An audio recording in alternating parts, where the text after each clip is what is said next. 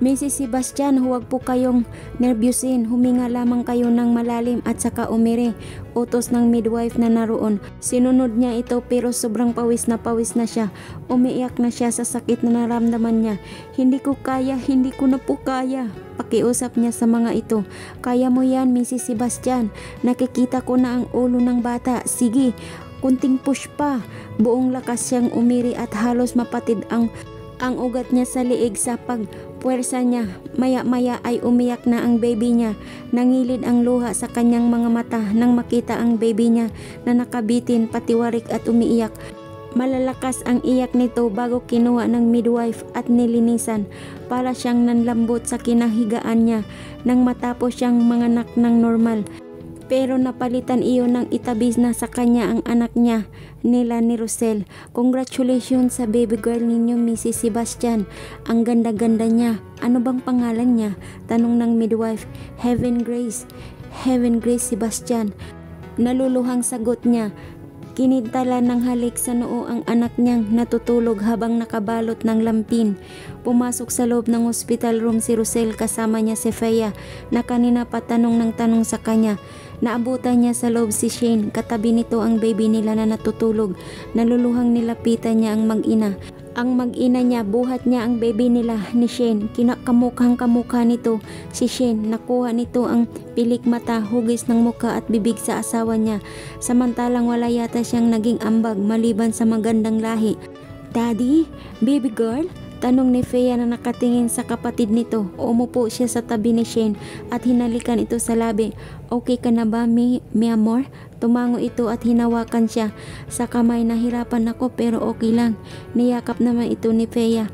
Mami, baby girl, ano po pangalan niya? Nginitian sila ni Shane.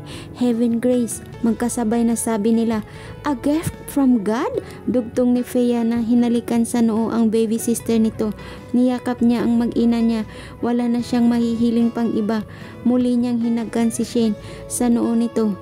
Magpagaling ka, mi amor. Kailangan nating makagawa ulit ng bago.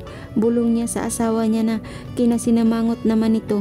Tinawanan niya ang naging reaksyon ni Shane habang si Fea naman ay abala sa walang sawang paghalik sa pisngi ng sanggol na nasa bisig niya. Ipologo. Ipinagdiwang ng pamilya Sebastian ang ikatlong kaarawan ni Heaven Grace. Cinderella ang team ng party. Maraming bisita ang dumalo mula sa mga kaibigan, tauhan at mga kakilala. Abalang-abala ang kanyang asawa na si Shane sa pag-asikaso ng mga bisita nila. Naroon siya sa gilid at nakayuko sa harapan ng maliliit na prinsesa. Nakasuot ito ng pink na gown. Can I dance to my beautiful baby? Tanong niya habang nakalahad ang kamay sa harapan nito. Yumuko naman ito sa harapan niya na para bang isang dalaga. Isinayaw niya ito habang nakatitig sa isa't isa. Daddy, I love you po. And I love you so much, my little princess. Binuhat niya ito at saka pinulupog ng halik sa pisngi. Nang mapagod ito ay kinuha nito ang feeding bottle sa lamesa at saka muling nagpabuhat sa kanya habang kinakamot naman niya ang paa nito. Nilapitan siya ni Fea kasama ang mga kaibigan nito. Daddy, nahihiluro po si Mami. Anito sa kanya. Tumayo siya habang buhat-buhat si Heaven Grace at saka mabilis na nilapitan si Shane na nakaupo sa silya. Pinapaypayan ito ni na Suzy at Vicky. Anong nangyari? Nag-alala niyang tanong. Kinuha naman ni Suzy si Heaven Grace sa bisig niya. Napagod lang siguro ako, mahinang usal nito, pero bigla na lamang itong tumakbo paalis. Ay nagsusuka sa lababo nila. Napangiti siya habang nakasandal sa gilid ng lamesa. This time, I'll make sure na magkakaroon na talaga ako ng junior. Masayang sambit niya at masayang binuhat si Shane. Nagsisigaw siya sa loob ng bahay nila sa sobrang tuwa at excitement dahil magiging daddy na naman uli siya. Rosel, tumigil ka nga. Nakakahiya sa mga bisita natin, oh. Saway sa kanya ni Shane, hinapit niya ito sa baywang at saka hinalikan sa labi nito. At ang sunod na nangyari ay ang eksena na sila lamang dalawa ang nakakaalam. At makalipas nga ang 9 na buwan, ipinanganak ni Shane ang baby boy nila ni Rosel at pinangalanan itong Gian Rosel. Isang gwapong sanggol na kamukhang kamukha niya. Hey guys, what's up? Magpapasalamat lang ako sa isang kabanatang natapos na sa aking 1 to 41 episode na Closer You and I na aking binabasa, script, nakakapagod, pag-arte, minsan nakaka-touch, nakakaiyak, minsan naaalala ko yung mga experience ko sa binabasa ko, sa ginagawa ko, sa paggawa ng script, sa pagbabasa at pag-aarte. Minsan nag-iimot ako, minsan umiiyak ako, minsan feel na feel ko, minsan parang jologs ako magsalita. Pagpasensyahan nyo na lahat yun guys, kasi part yun ng story na binabasa ko, part yun ng script na aking ginawa para lang na makapagbigay ako ng saya, tuwa sa mga manonood ko, sa mga subscribers ko at sa magsusubscribes pa. Maraming salamat sa pagtangkilik ng aking panibagong upload videos na series book. Maraming salamat at na-appreciate nyo ang pagko-comment nyo, ang pagla-like nyo. Matuwang-tuwa na ako guys, 1, 2, 3 ang nanonood sa akin. At least may naka-appreciate sa lahat ng effort ko, sa lahat ng ginawa ko, sa aking pagmomotivate, pagdadrama, pagsasayaw. Pasensya na kayo guys kasi mixed vlog ako, kaya kailangan ko yun gampanan. Pero hiling ko na sana wag kayong magsawa sa akin sa pagpanood, sa pag-view, sa pag-like, sa pag-share ng mga aking mga panibagong mga upload video. At maraming salamat at na-appreciate nyo ang lahat ng mga content ko. Hiling ko ipatuloy kayo na manood, mag-subscribe, mag-like sa aking mga upload video. At pasensya na kayo kasi hindi ako fluent na Tagalog. Bisaya po ako, halo po ako.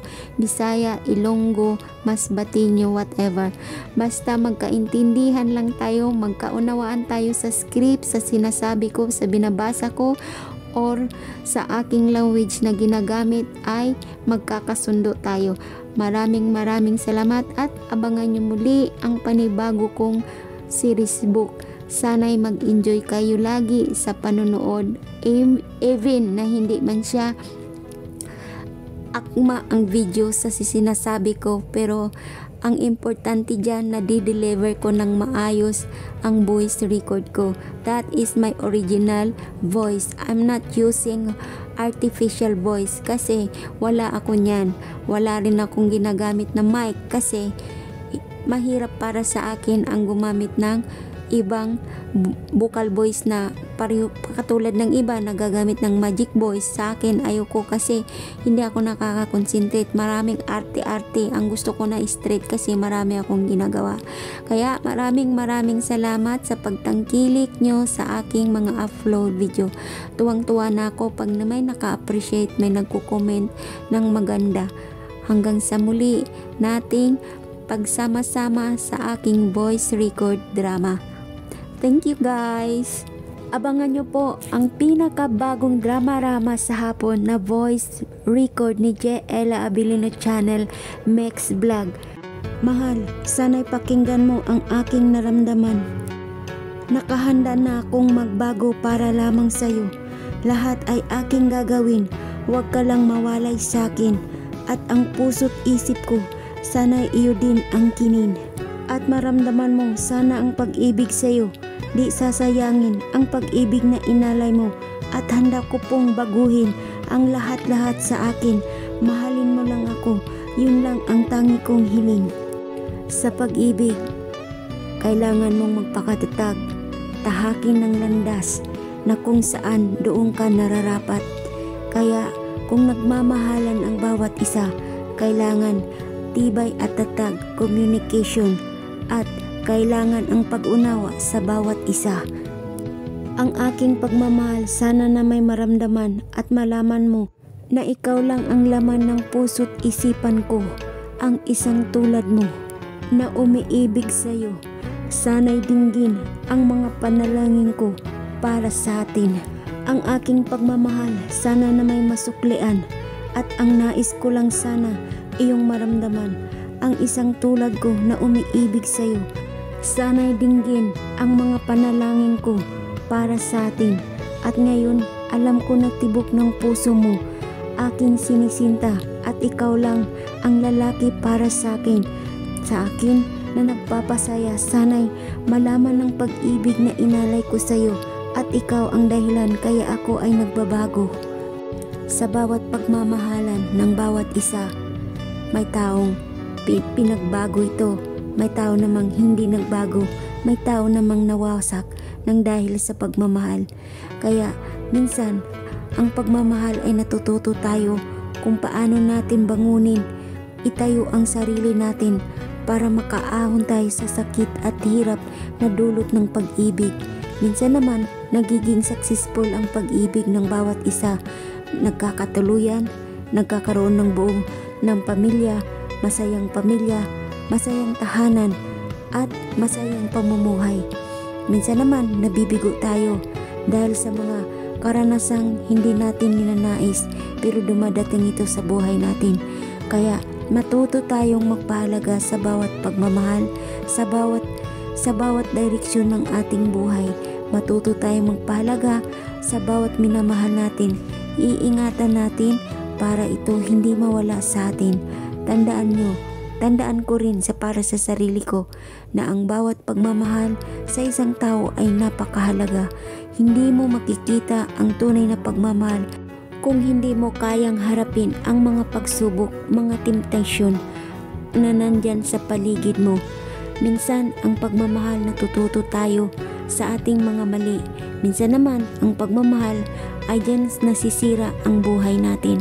Pero kung marunong ka mag-balance, ma-realize mo ang lahat kung saan ba ang tamang gusto mo, kung saan bang nagpapasaya sa'yo, tibay ng loob, buo na pagtitiwala, buo na pagmamahalan, kahit anuman sakuna ang darating ay malalagpasan nyo kung kayo pareho ay nagmamahalan at buong loob nyong harapin ang buhay na mayroong kayo.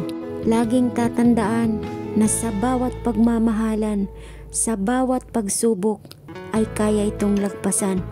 Kung kayo ay tunay nagmamahal sa bawat isa, kahit ano pang temptation ng darating, kaya nyong harapin at buuhin ulit ang isang nawasak na pagmamahalan. Pwede balikan, pwede magpatawad, pero mag-ingat sa susunod. Kasi minsan, kahit napatawad mo na yung tao, nandun pa rin, umuulit pa rin. Kaya bago ka magdesisyon sa sarili mo, pag-isipan mo ng mabuti kung tama ba balikan ng isang bagay, tama ba pakasalan ng isang bagay, o tama bang pagkatiwalaan ang isang bagay. Sana'y natutuwa kayo sa mga panibago kong upload video at abangan nyo po ang mga panibagong drama-rama sa hapon sa Jaela Avellino Channel Mix Vlog. Hanggang sa muli, maraming salamat. Abangan nyo po ang mga panibago kong pakulo, panibagong drama-rama sa hapon sa Jaela Avellino Channel Mix Vlog. Please don't forget to subscribe, like, comment, and share. Click the button below para ma-update kayo lagi sa aking panibagong upload video. Thank you guys sa pag-subscribe, sa pag-like, sa pag-comment, and pag-views ng aking mga upload videos. Salamat!